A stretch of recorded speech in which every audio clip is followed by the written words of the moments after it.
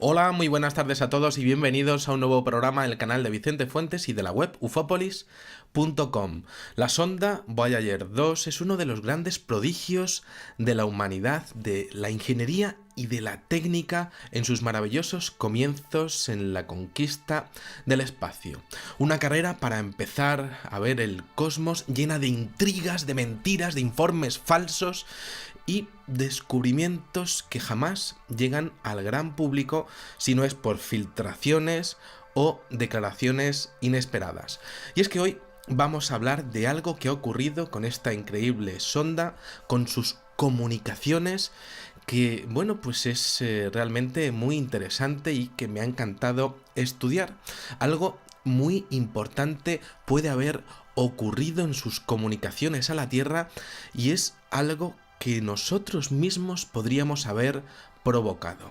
La sonda Voyager 2 nos ha dado momentos increíbles en la astronomía y es muy especial. Sus fotografías de Neptuno, de Tritón, de Saturno o de Encélado, entre otros astros, nos han permitido a los seres humanos descubrir detalles de ellos que parecían imposibles de alcanzar hace siglos y que por su belleza figuran entre lo más bonito que el hombre haya podido fotografiar jamás. Aquí vemos las tomas realmente fascinantes de ver, sobre todo este increíble polo sur de Neptuno pentagonal, y es algo que enlaza directamente con lo que se ha llegado a ver del polo norte de Saturno, la famosa geometría sagrada estudiada durante milenios por los seres humanos, que aparece también en planetas y cuya ciencia escapa a día de hoy a nuestro entendimiento en estos momentos de nuestra historia. La Voyager 2 fue lanzada el día 20 de agosto del año 1977 desde Cabo Cañaveral, en Florida, y en este momento se encuentra a más de 13.000 millones de kilómetros de la Tierra. Sus transmisiones a la Tierra se realizan, como no, en lenguaje binario, en unos y en ceros, los utilizados en la informática desde los años 50 del siglo XX, y la noticia ha saltado recientemente al respecto de que una posible inteligencia ajena a la Tierra, una posible inteligencia extraterrestre, vamos a llamarlo así, habría tomado ni más ni menos que el control de la máquina, según declaraciones del científico de la NASA, Ken Baines. Dentro de los bits, dentro de esos unos y ceros que manda continuamente la máquina y que son identificados desde Cabo Cañaveral, desde lo que serían las instalaciones de la NASA en la Tierra, como lenguaje informático en forma de palabras y de números entendibles en nuestro idioma, la máquina habría mandado un 1 en vez de un 0. Así de simple, así de, de pequeñito, ¿no? Pero también así de tenebroso o de maravilloso. Un pequeño accidente matemático o una intervención de alguien ajeno a la Tierra.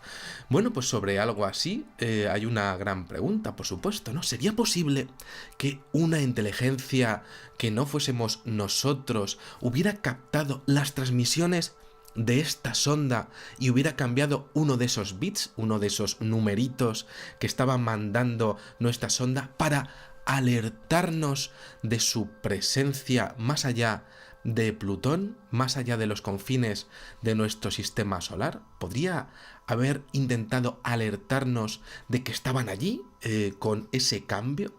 Y más aún, ¿sería posible que tras la nube de Oort alguien que no fuéramos nosotros hubiese tenido la capacidad de traducir, o al menos pudiese saber de la existencia de nuestra sonda y de nuestro mundo, captando la trayectoria de sus emisiones a nuestro mundo y hubiese captado la trayectoria de lo que sería, bueno, pues esos mensajes que lleva la sonda consigo?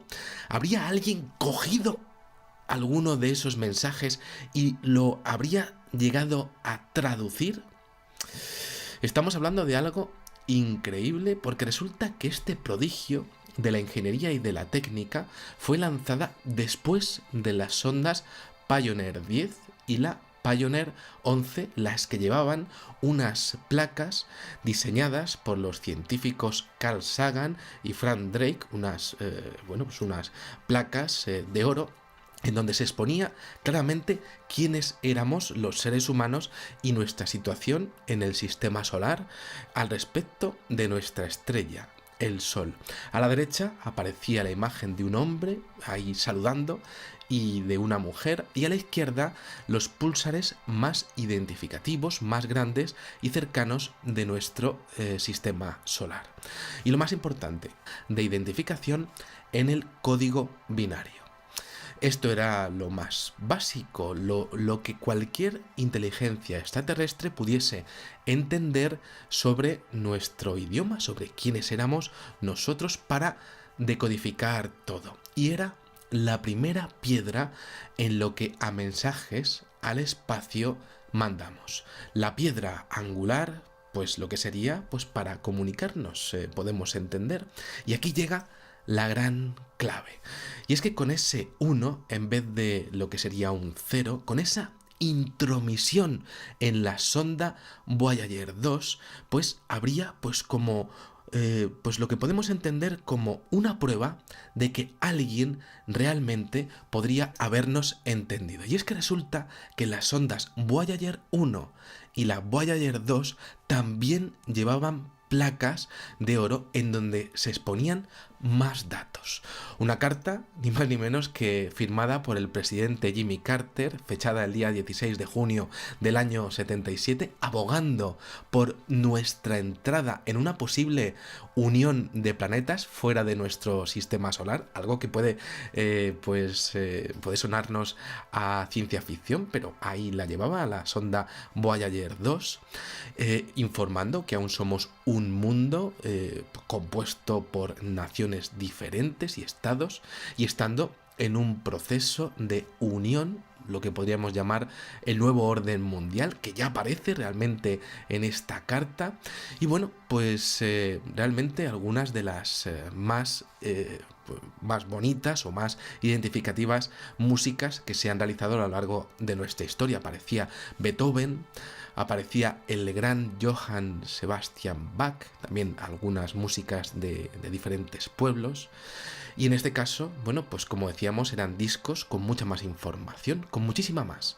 Incluía saludos en todos los idiomas de la Tierra, fotografías de nuestra replicación del ADN, nuestro cuerpo en diferentes secciones, un hombre y una mujer embarazada, ríos, insectos, deportes, la localización de nuestro sistema solar, una vez más, una fotografía de Andrómeda, que es la galaxia vecina, la Tierra vista desde el espacio, con, bueno, pues lo que sería una especificación de su diámetro para que alguien pues pudiese verla perfectamente y pudiese pues realmente saber cuál es nuestro planeta. Prácticamente estamos hablando de una botella con un mensaje lanzada al espacio.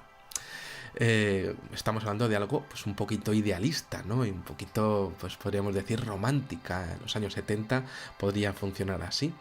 Pero claro, ¿qué pasaría si en esos bordes del sistema solar hubiese alguien escuchándonos? El problema de la Voyager 2 ha sido recibir, como decía, un 1 en vez de un 0. Algo tan sencillo y, claro, pues es muy pequeñito, ¿no? Pero algo que podría cambiar la historia de la humanidad. Y os digo por qué. Y es que la placa que venía en las Pioneer 10 y 11 incluía ese idioma del código binario, como hemos dicho, ¿no?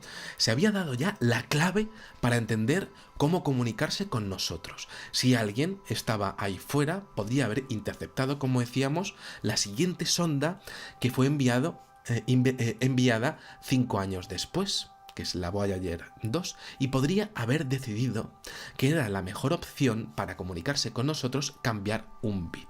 Los receptores sabrían que algo estaría ocurriendo en base a ese fallo o en base a ese cambio.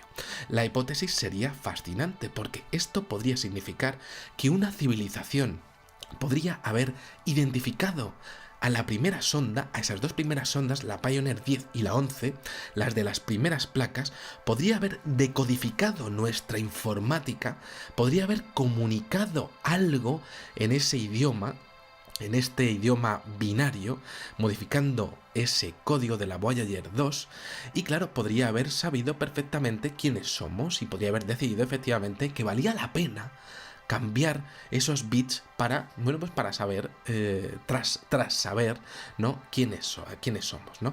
Esta sonda, la Voyager 2, lleva 33 años en el espacio y fue en abril de 2010 cuando se detectó este problema. Tuvieron que resetear ese bit al recibirlo en el Jet Propulsion Laboratory de la NASA el 19 de mayo de este mismo año 2010 y el 23 de mayo pues se dio por cerrado lo que sería este problema. A día de hoy nuestra sonda sigue en su viaje hacia el cosmos con una nueva lubricación en sus sistemas y se sigue dudando sobre la posibilidad de que un rayo cósmico, que fue la primera explicación que dio NASA, por supuesto una explicación de origen natural, hubiese sido el causante de ese fallo en el famoso bit. Entonces, claro, sabiendo esto, tenemos un montón de preguntas y un montón de situaciones. ¿Por qué NASA no ha hecho público este hallazgo a nivel científico y por qué ha tardado ni más ni menos que 5 años en salir esto a la luz, que realmente ha salido a la luz gracias a la filtración de uno de sus trabajadores? ¿Por qué ha tenido que salir esto a través de una filtración en la web 56 Astronomy con unas declaraciones que se han hecho a través de un hombre, lo ha hecho un hombre al que nadie ha recusado, que exponía un hecho que podría ser tan importante como, pues básicamente como que alguien podría no solo escuchar lo que decimos fuera o dentro del sistema solar, sino que podría estar tratando de captar nuestra atención con un interés indeterminado, bueno o malo. A día de hoy no se sabe qué pasó con ese cambio, qué pasó en ese año 2010, pero sí se sabe los siguientes datos. Sí se saben los siguientes datos. La versión oficial tiene que ver con la emisión de rayos cósmicos, que son los mismos que ocasionan las auroras boreales, eso sí, a una distancia, en mi opinión, demasiado lejos como para influir en su sistema informático y su lubricación. Otra cosa, por supuesto, adicionalmente, el oscurantismo una vez más de la NASA, que vuelve a hacerse presente a día de hoy. 5 años ha tardado la información en hacerse pública y ha ocurrido tras unas declaraciones de un empleado en un portal dedicado a la física y a la ciencia, una manera pues como demasiado extraña de actuar por parte una vez más de la NASA si no hubiera algo que ocultar. Y es que el incidente es fascinante porque ocurre tras el lanzamiento de la sonda Pioneer 10 con información dedicada precisamente al contacto extraterrestre. Y claro, qué mejor manera habría de llamar la atención, de comenzar un contacto, de saludar, de exponer una presencia que una interceptación de una máquina que no tendría por qué fallar y que ha funcionado tan bien como para mandar las impresionantes fotografías que exponíamos al principio. Y claro, esto una vez más con la NASA es que es tremendo. Porque, ¿por qué en esta vida tenemos que estar siempre pendientes de filtraciones? ¿Qué más se sabe de las otras sondas que hayan podido fotografiar en diferentes tomas? Pues algunos de los objetos voladores más increíbles. Esto lo he estado estudiando en Ufópolis desde hace años y que son absolutamente espectaculares. ¿Y qué más nos espera allá afuera? ¿Y cuánta información está ocultando la NASA a día de hoy? Y un último detalle que me gustaría muchísimo exponeros. Y es que una espectadora de este mismo canal desde Alemania me ha comentado que desde que Angela Merkel recomendó a su población hacer acopio de alimentos, resulta que a las 2 semanas aproximadamente se han cancelado 3 de los mejores canales de documentales de la televisión alemana y han comenzado súbitamente a promocionar un nuevo canal que se llama N24 Docu. La programación de este nuevo canal está exponiendo directamente una versión oficialista del tema de los ovnis. Y es que según me cuenta, la versión que se da en los documentales, que por cierto está dedicada en un 90% de su programación solo al tema ovni, pues es una versión que es la que siempre expone el gobierno norteamericano y en Europa el gobierno alemán, prácticamente como si fuera un lavado de cerebro ante lo que pudiese ocurrir. Algo, por supuesto, que me parece muy sospechoso, sobre todo porque no dejan de salir filtraciones de lo que son los propios trabajadores de la NASA, quizá hartos de las políticas que están realizando pues sus jefes, sus superiores, ¿no? Aquí tenemos una verdad que acompaña al hombre desde el principio de los tiempos y que está empezando a salir a la luz pública en base a declaraciones de trabajadores, de personas normales que quizá se están empezando a enfadar sobre lo que está ocurriendo en lo que serían las altas esferas del poder. Y claro, es muy interesante porque imaginémonos que una raza ajena a la Tierra hace lo mismo con nosotros. ¿Cómo nos lo tomaríamos? Seguramente las altas esferas, como decíamos anteriormente, lo ocultarían. ¿Sería eso justo? ¿Lo entenderíamos? ¿Y decidiríamos responder? Bueno, pues aquí quedan estas preguntas, estas respuestas, este caso que me parece impresionante de lo que ha sido estudiarlo y de exponerlo para todos vosotros y que creo que, bueno, pues esto podría ser un cambio significativo al respecto de la historia de la humanidad, pero que creo que una vez más se va a quedar en los laureles, se va a quedar ahí, ¿no? Porque realmente no existe un seguimiento por parte de los medios de comunicación y tenemos que ser entre todos un poco partícipes en los medios de comunicación no oficialistas para entender o para expandir o para, bueno, pues para hablar entre todos sobre lo que está ocurriendo a día de hoy en este enigma, ¿no? Bueno, pues nada, espero que os haya gustado muchísimo este videoprograma, que lo he hecho pues con todo mi corazón, con, bueno, con todo mi raciocinio, mi inteligencia, con todo lo que he podido pensar y estudiar. Y nada, bueno, pues os espero en el siguiente. Muchísimas gracias y como digo siempre, salud y suerte. Adiós.